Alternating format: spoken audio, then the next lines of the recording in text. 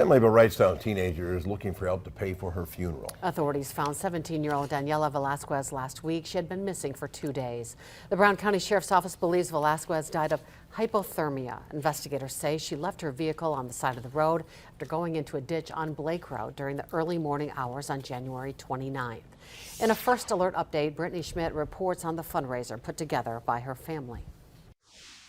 This photo of Daniela Velazquez on the top of her GoFundMe page demonstrates her love for animals, among other things.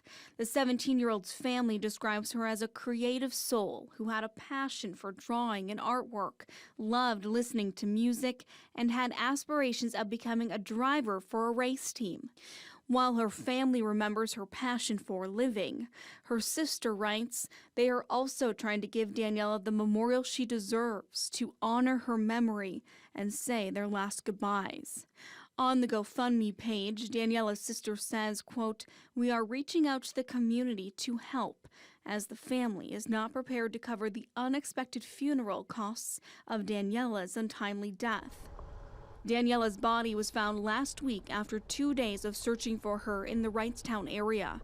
Her vehicle was found abandoned in a ditch on Blake Road. The Brown County Sheriff's Office used ATVs, snowmobiles, police canines, and drones to eventually find her. Last week, Captain David Poteet said foul play is not suspected, but the investigation continues as Daniela's family makes arrangements to lay her to rest. Her family says they are grateful for every donation during this difficult time. You can find the GoFundMe page on our website, WBAY.com.